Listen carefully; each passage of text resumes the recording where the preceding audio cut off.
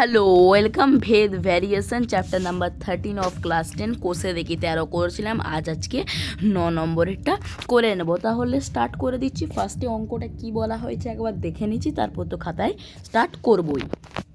9 নম্বর মানে হচ্ছে এই অঙ্কটা, ওইটা কি বলা হয়েছে, গোলকের আয়তন গোলকের ব্যাসার্ধে ত্রিঘাতের সঙ্গে সরলভেদে আছে। এবারে 1.1/2 এবং 2.1/2 মিটার দৈর্ঘ্যের ব্যাস বিশিষ্ট তিনটে নিরেট গোলকের গলিয়ে একটি নিরেট গোলক বানানো হলে নতুন গোলকের ব্যাসের দৈর্ঘ্য নির্ণয় করি। তাহলে আর এখানে লেখা আছে ধরি গলানোর আগে এবং পরে আয়তন একই থাকে। আমরা সহজে তো বুঝি যে কোনো একটা জিনিস যখন এক অবস্থা থেকে অপর অবস্থায় পরিবর্তন হয় তখন কিছু পরিমাণ নষ্ট হয়ে যায় বা কিছু নষ্ট হয়। তো সেই সময় যদি নষ্ট হয়ে যায় তাহলে অঙ্ক মিলবে না। তার জন্য প্রথমেই বলা আছে যে কোনো নষ্ট হয়নি, যতটা গলানোর আগে ছিল গলানোর পরে নতুন যখন একটা গোলক তৈরি করব একই পরিমাণ আয়তনই থাকবে। তাহলে এখানে যে প্রথমেটা দেওয়া আছে গোলকের আয়তন এবং ব্যাসার্ধ, এই যে আয়তন ও ব্যাসার্ধের উপরে একটা যে ভেদের সম্পর্ক দেওয়া আছে এটাই মেন সম্পর্ক। এর উপরই আমরা ভেদ চিহ্ন থেকে সমান চিহ্ন আনবো, বাকি অঙ্কটা করব। আর তারপর তো বিভিন্ন মান আছে 1.1/2, 2 এবং 2.1/2, এই সব মিটারগুলোকে একসঙ্গে এইটার যে আয়তনটাকে একসঙ্গে যোগ করব এবং এইটা যে যতটার আয়তন হবে সেই রকম একটা গোলকের ব্যাসার্ধের দৈর্ঘ্য কত হবে সেটা বার করব, কারণ ফার্স্টে ব্যাসার্ধই বার করতে হবে আর সেখান থেকে ব্যাসার্ধের দ্বিগুণ করে ব্যাসের দৈর্ঘ্য নির্ণয় করব। তাহলে মেন যেখানে করতে হবে ওই যে গোলকের আয়তন ব্যাসার্ধের ত্রিঘাতের সঙ্গে সরল ভেদে আছে এইটার উপর ভিত্তি করে। তাহলে অঙ্কটা স্টার্ট করছি, একটু লক্ষ্য করবে। তাহলে আমরা স্টার্ট করছি 9 নম্বরেরটা। 9 নম্বরে প্রথমে যেটা বলা আছে যে গোলকের আয়তন গোলকের ব্যাসার্ধের ত্রিঘাতের সঙ্গে সরল ভেদে। তাহলে এটাকে দুটো চলরাশি আগে ধরে নিচ্ছি, একটা কি আয়তন আর ব্যাসার্ধ। এখানে একটা জিনিস মনে করো, এখানে অনেকগুলো গোলক আছে। একটা আছে যেটা মেন গোলক, তার উপর থেকে তিনটে ছোট ছোট গোলক আছে, আর তার উপর থেকে একটা ছোট গোলকগুলো মিশিয়ে বড় গোলক তৈরি হবে। তাহলে দেখতে গেলে আমাদের সবগুলোই ধরতে হবে, তাহলে সবগুলো ভালো করে ধরতে হবে আর ঠিকঠাক ধরতে হবে। যেটা মেন গোলক বলতে চাইছি একটা যেটা মেন এটা কোনো গোলক নয়, এটা গোলকের সূত্র, সেটা একটা মেন গোলক আছে। আমি যেটা গোলক আঁকছি এটা গোলক নয়, কেন, গোলক একটা 3D, আর এটা যদি একটা গোলক আঁকতে চাই এটা 3D হবে না, এটা হচ্ছে 2D। তাহলে এটা একটা মেন গোলক আছে ধরে নাও। আর এরপরে আমাদের কাছে ছোট তিনটে গোলক আছে, এই ছোট তিনটে গোলককে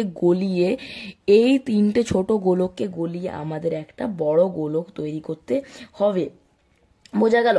তাহলে আমরা এই প্রথম কেসে যে মেন গোলক সেটাকে আমরা এর আয়তন ধরছি স্মল ভি আর এর ব্যাসার্ধ ধরছি স্মল আর।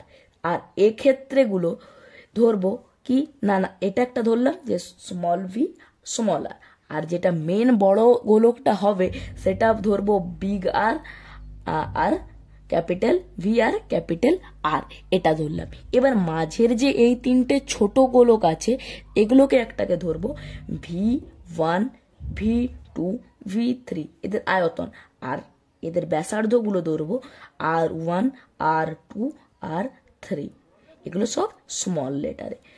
এটাও স্মল আর এটা হচ্ছে ক্যাপিটাল, এটা মেন হবে, এটা হচ্ছে সূত্র, এটা হচ্ছে আমাদের ছোটগুলো, আর ছোটগুলো গলিয়ে এইটা মেন তৈরি হবে। এটা পরীক্ষায় লিখে আসুন, এখান থেকে যেটা স্টার্ট করছি সেটা হবে অঙ্ক, এটা বোঝাবার জন্য। এবার প্রথম থেকে স্টার্ট করছি। হ্যাঁ, তাহলে প্রথমে মনে করি গোলকের ব্যাসার্ধ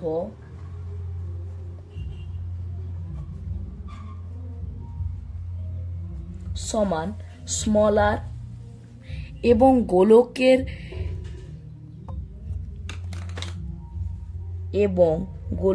আয়তন সমান স্মল ভি বা ভি লিখছি, বি, ঠিক আছে। গোলকের ব্যাসার্ধ সমান আর এবং আয়তন সমান ভি। এবং এইবারে কি বলা আছে, গোলকের আয়তন ব্যাসার্ধের ত্রিঘাতের সঙ্গে সরল ভেদে আছে। তাহলে মেন যেটা বসছে এটা যে আয়তনটা ভিটা সরল ভেদে আছে আর এর সঙ্গে, কেমন সরল ভেদে না, আর এর বা ব্যাসার্ধের ত্রিঘাত এর কিউবের সঙ্গে। তাহলে V proportional to R cube বা V varies to R cube, proportional to না ভ্যারিয়েসেস, ঠিক আছে।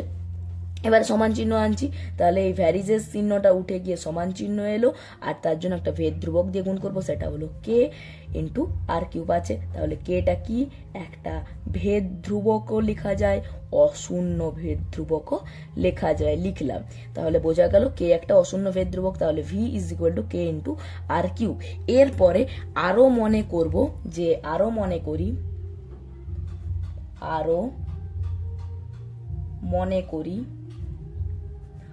মনে করব কি না, তিনটে যে গোলক ছিল, তিনটে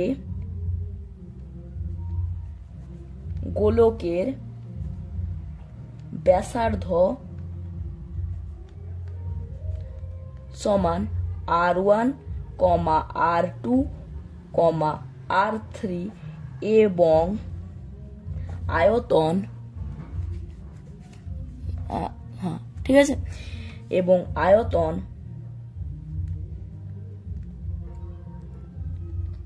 সমান হবে V1, V2, V3। বোঝা গেল। এরপরে লিখবো যে মেন এবং বড় যেটা তৈরি হবে, মানে নিরেট যেটা নতুন গোলক, বড় নতুন গোলকের ব্যাসার্ধ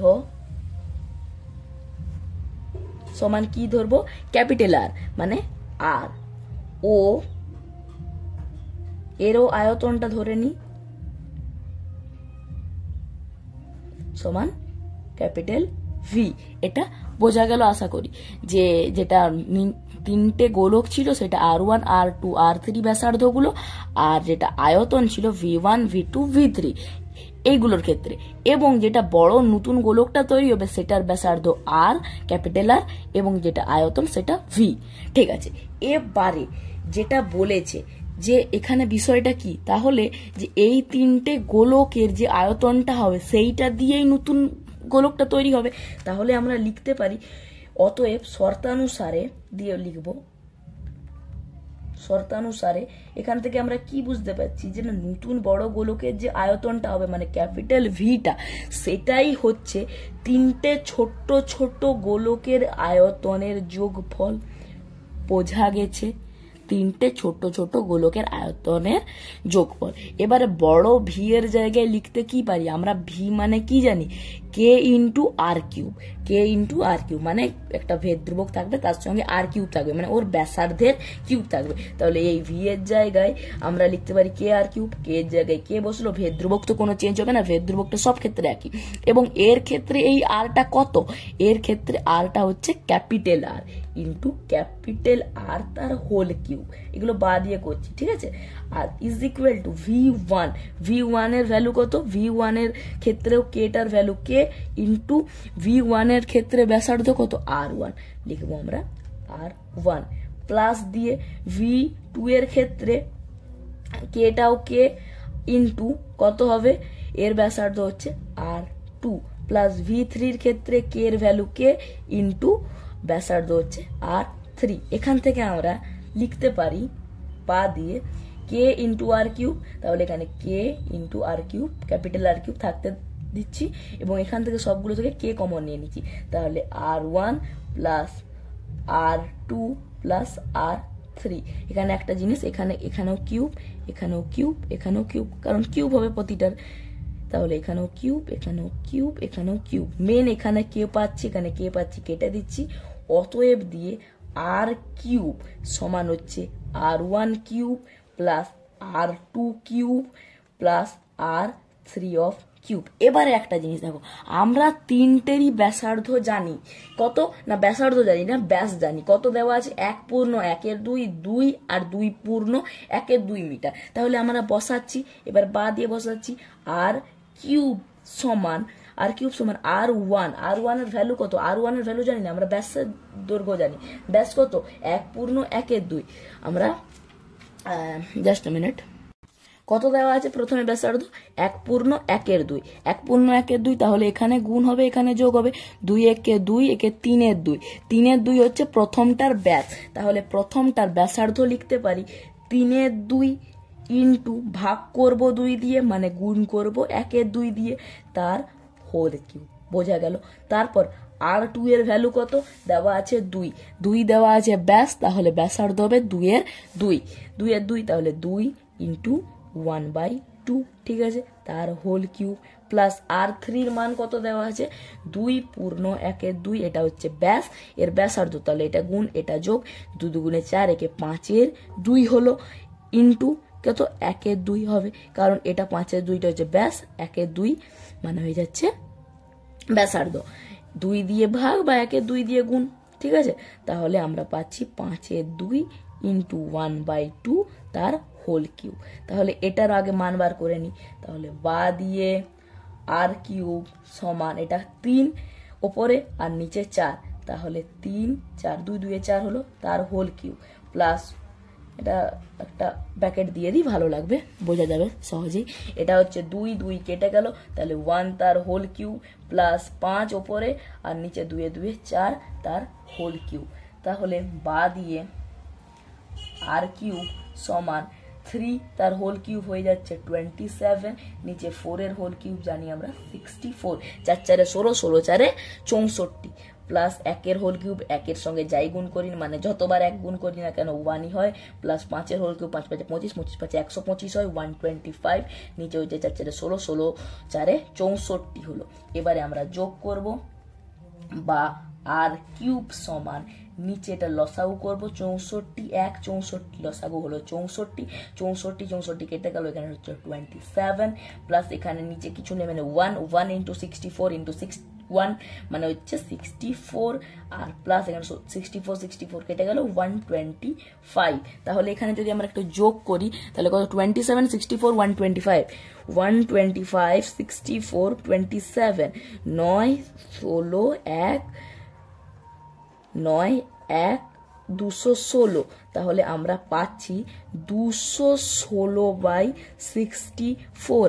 এবারে আমরা এই দিকে লিখছি, যে এখানে লিখছি কি আর কিউব, যেটা ক্যাপিটাল আর কিউব, সেটা হচ্ছে 216 কত? 216/64।